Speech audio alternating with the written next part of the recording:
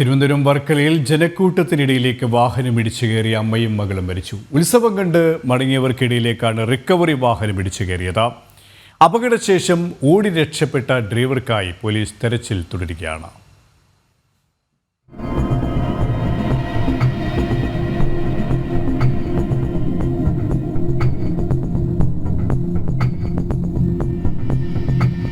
ജനക്കൂട്ടത്തിനിടയിലേക്ക് വാഹനമിടിച്ചു കയറി അമ്മയും മകളും മരിച്ചു.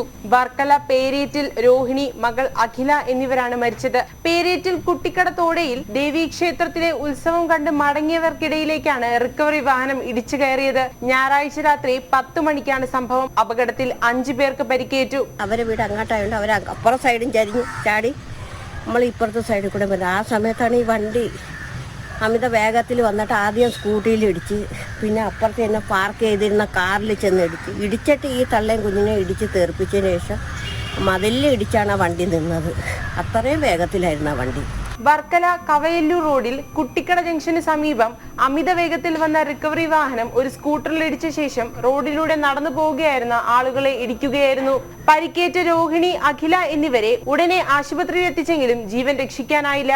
അമ്മയും മകളെയും ഇടിച്ച ശേഷം വാഹനം സമീപത്തെ കടയുടെ തട്ടിലിടിച്ചു. പിന്നീട് അവിടെ നിർത്തിയിട്ടിരുന്ന കാറിൽ ഇടിച്ചാണ് വാഹനം നിന്നത്. മരിച്ച അഖില BSSC MLT വിദ്യാർത്ഥിയാണ്. അപകടത്തിൽ പരിക്കേറ്റ രഞ്ജിത്ത്, ഉഷ എന്നിവരെ സ്വകാര്യ ആശുപത്രിയിൽ പ്രവേശിപ്പിച്ചു. സ്കൂട്ടർ യാത്രക്കാരായ വർക്കല സ്വദേശികൾക്കാണ് പരിക്കേറ്റത്. അപകടമുണ്ടാക്കിയ വാഹനത്തിന്റെ ഡ്രൈവർ ചെറിയന്നൂർ മുഴിക്കോട് സ്വദേശി ടോണി അപകടശേഷം ഓടി രക്ഷപ്പെട്ടു. ജനം, തിരുവനന്തപുരം.